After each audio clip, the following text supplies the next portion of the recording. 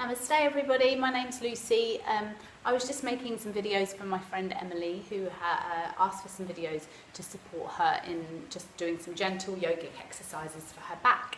And as I was making them, they were too long just to send to her on Facebook, so I had to start putting them on YouTube, and it looked a bit bizarre because everything was out of context, so I was talking to my friend. So I thought that I would make this one just a very short morning sequence and sort of address it to everybody in case anybody else randomly stumbles across this video and thinks some of it nuts and doesn't understand what's going on, or in case you actually want to watch it and do the exercises.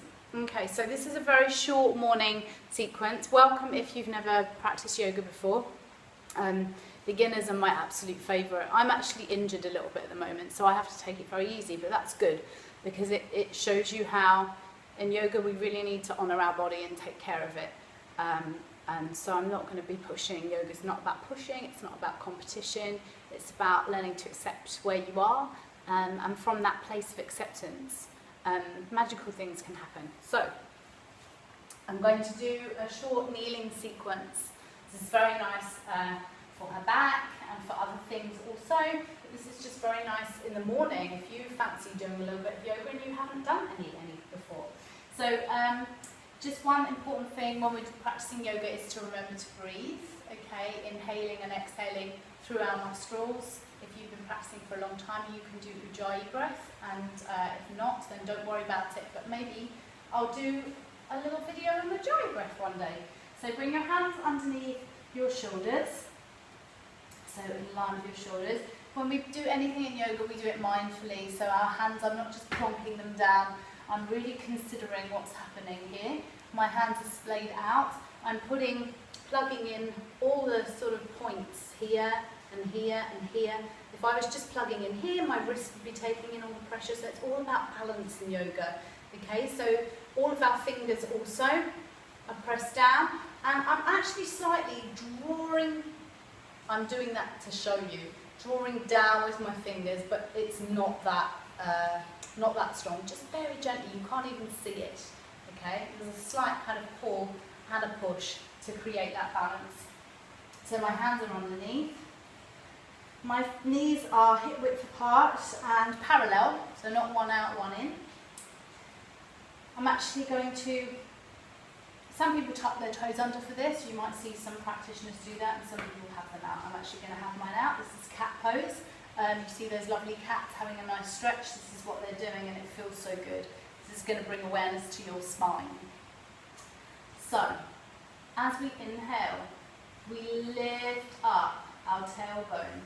We draw our belly towards the floor. We open our chest as we inhale. We look up. See the tendency to bring my shoulders up? I don't want that. I'm going to bring my shoulders away from my ears. Look up as we inhale. As we exhale, we draw our tailbone towards the ground. We curl underneath that nice arch. Feels so lovely for my spine. Head down.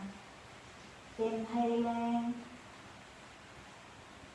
Coming up. Don't worry if your breath's too short at the moment for the whole entire duration. I'm going quite slowly with this.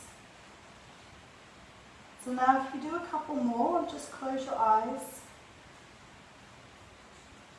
and just really focus on your breath, synchronizing with the movement. Our breath brings us to the present moment. If you notice your thoughts start to wander, go elsewhere, that's okay, that's what minds do, just bring it back to your breath. The more we're present, you know, the less stress we have, really. Okay, so you can do a couple more at your own pace.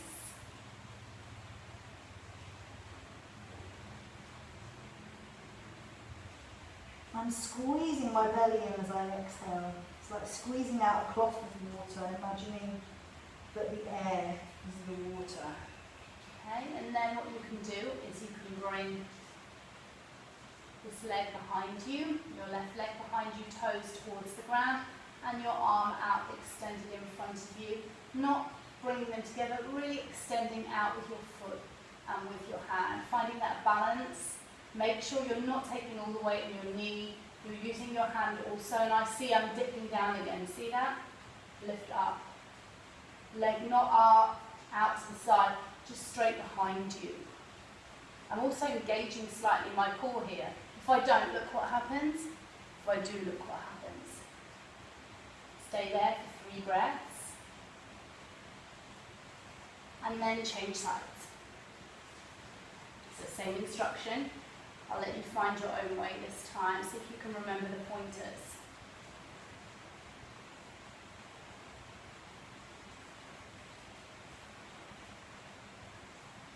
And when you're ready, in the next inhalation, hand down, exhale, knee down. Okay, we're going to do a slight twist now. So inhale, bring your left arm out and extend it out. Then scoop it underneath, onto the floor. Shoulder on the floor if you can. And you can stay here if that's enough and just connect to your breath. If not, then you can bring your arm up and open your chest. If you want even more of a stretch, but don't push yourself, you can bring your hand around behind you onto your left thigh. Move your shoulder away from your ear and look up. Take 3 breaths here. In your own time. And when you're ready, in your own time, hand on the floor, pick yourself up. Again, once again, place your hands down, be aware of how your hands are. Inhale, right arm out to the side, scoop it under, exhale. Arm up. And if you feel like it, if you're able to, you can bring it around onto your thigh and open your chest. Can you hear that rain in the background? I'm in Thailand in a monsoon right now. It's not supposed to be a monsoon, that's climate change.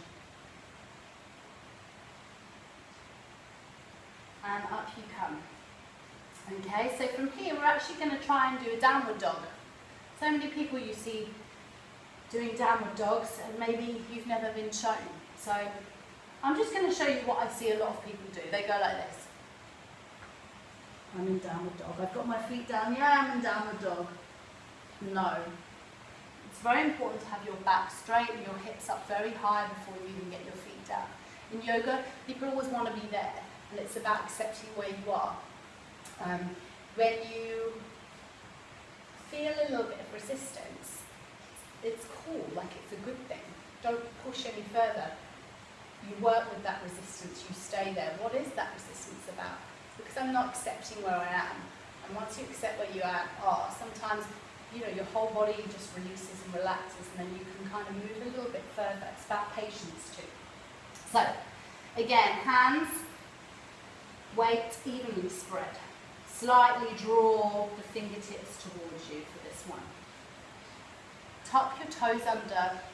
Keep your knees bent. Come up into this posture mindfully. Keep your knees bent and draw your chest towards your knees first. This helps you to get a straighter back. Okay. Then I'm drawing the muscles on my shoulder blades down slightly and out under my armpits. I'm lifting up my toes and I'm coming up onto my toes and have a little play here, walking. I want my hips to be high. I can even lift up a little bit more and bring my back, my chest slightly towards my legs so my back's more straight. And I can bring then my feet to the floor. But don't worry if your feet don't go to the floor, just enjoy the stretch. This is still the same thing. If you feel like it, you can have a little walk. And then eventually we come to bringing our feet down, but it really doesn't matter actually. With my hamstring issue at the moment, I feel like I want to be here.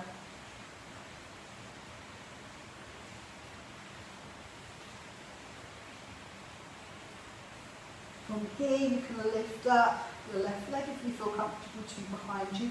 Notice that you want to open it out like this, your hips. No. Square your hips so that they're in line with the floor. Lift that leg up behind you. Then if you feel like it, you can open it so that your foot is by your right buttock and look under your arm. We'll do the other side so I can show you. If you feel you need a rest here, please take a rest. Come onto your knees, bring your toes together, and just, oh, that's nice.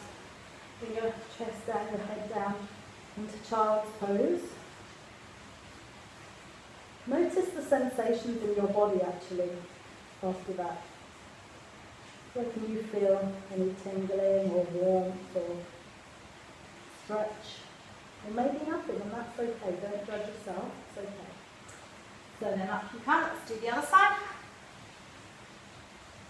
Tuck your toes under.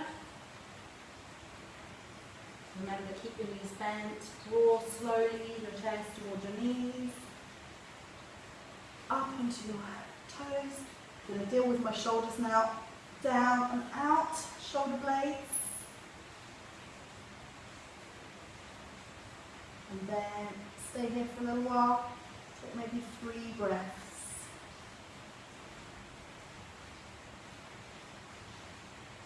And when you're ready, you'll lift up your right leg behind you this time.